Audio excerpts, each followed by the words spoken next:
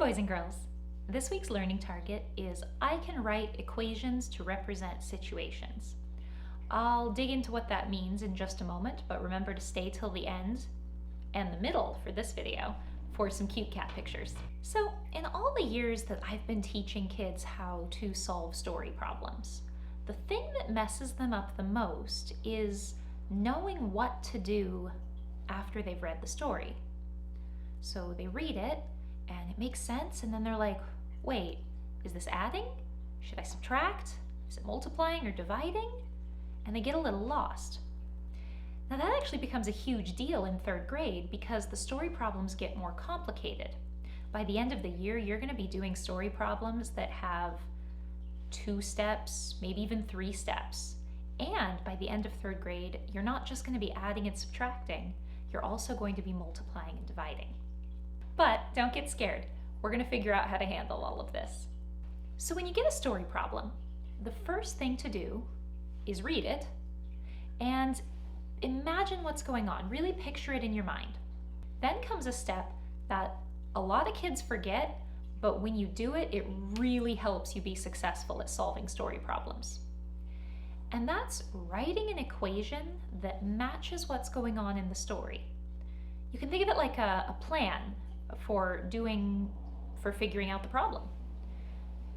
You'll often hear me call it a plan equation or an equation that matches the story. When you write the plan equation, it helps you figure out where the missing numbers in a story problem are, or is this an adding situation, or are we taking things away? What's actually happening here? And once you know that, you write your plan.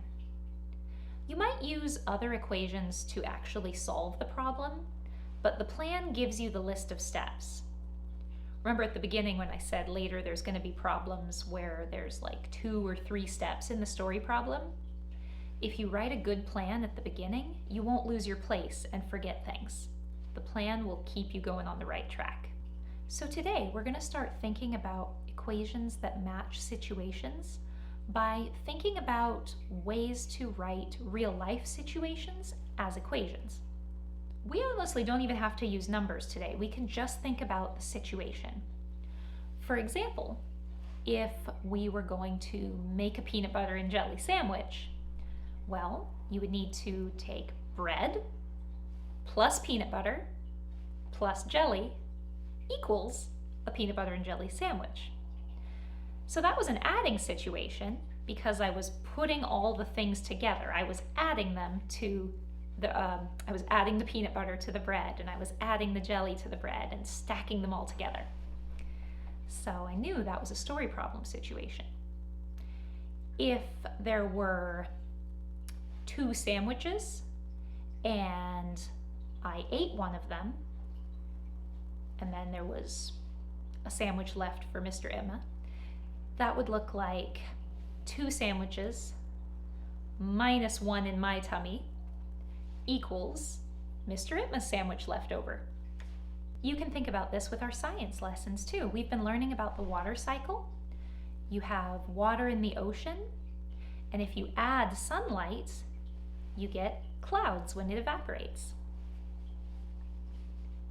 Here's one last story problem situation that you could write an equation for.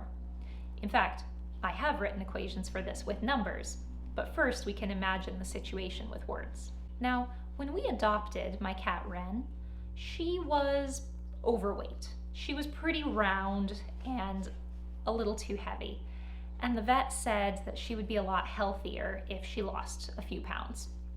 So we've had to put her on a diet. Well, it can be tricky to track her progress because the cat doesn't know, hey, stand on this scale so I can weigh you. That doesn't make sense to her. And she'll just, walk away or not cooperate. So to weigh the cat, what we have to do is first, I hold her and I stand on the scale. And we look at the number and we write the number down. Then I put the cat down and I stand on the scale all by myself. Okay, now we know how much I weigh, and we know how much I weigh with the cat. We could use subtraction to figure out how much the cat weighs. You could do Mrs. Itma and Wren minus Mrs. Itma equals just what Wren weighs. Or you could flip it around. You could take Mrs. Itma's weight plus Wren's mystery weight equals their weight together. So let me show you what your assignment is going to look like today. So here's an example of the Google Doc that you're going to be doing today to turn in your work. So the directions are to write or insert pictures to tell 4 real-life examples that involve adding or subtracting. So here's one that I typed. 2 pieces of bread plus peanut butter plus jelly equal a peanut butter and jelly sandwich. To insert pictures and do an equation that way, I've already started this one, but I'm going to do one that matches our science learning. The ocean, or water, plus sunlight. So I need a picture of sunlight. I've gone to Insert, Image, and I'm going to search the web to find a sun. When I go to Insert, Image, Search the web, I can type different stuff and it'll give me pictures to insert. When I typed sun, I got that, which will be perfect. Oh, it's enormous. Let's shrink that down by pulling on these little corners. Yeah, nice and small, and then I'm going to click and drag it to where I want it to be.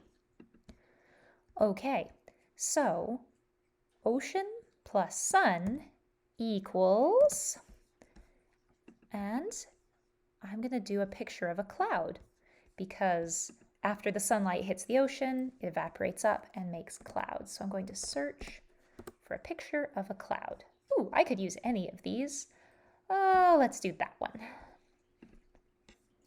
All right, and again, it's super huge, but I'll shrink it down, and there we go. So when you do your work on this assignment, remember that you're going to need to do 4 of these equations. They can be adding or subtracting. Maybe you're going to even get fancy and do one where there's both in the same equation. You can type your ideas like this first one, or you could insert pictures and make a picture equation. Do make sure that whichever one you do, it's obvious to me what you're trying to explain. Okay, so think about your audience, please, because if I don't understand, I'll have to post questions for you in your work. Let's do one more example together, this time a subtraction example. Do you remember that story I told you about trying to weigh the cat? Well, that was a subtraction story situation.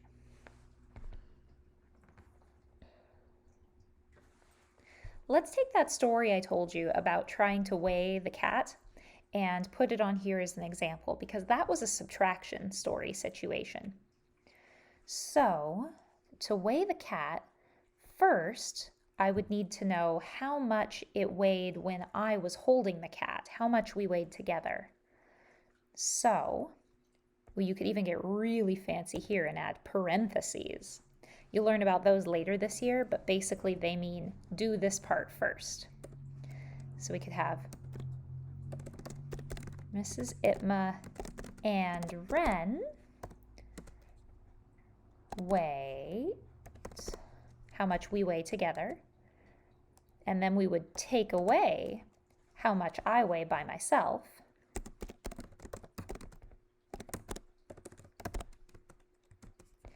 And at the end, what would be left over is just how many pounds of that original was the cat. How many pounds was Wren?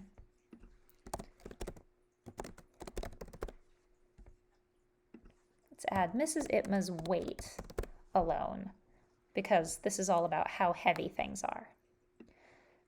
So to review, I started with both me and the cat, how much we weigh together. Oops. Let's add the word together. Then we subtracted how much of that was just me. What was left over was how much the cat weighed. Okay, that's all for now. I'll see you in the next video.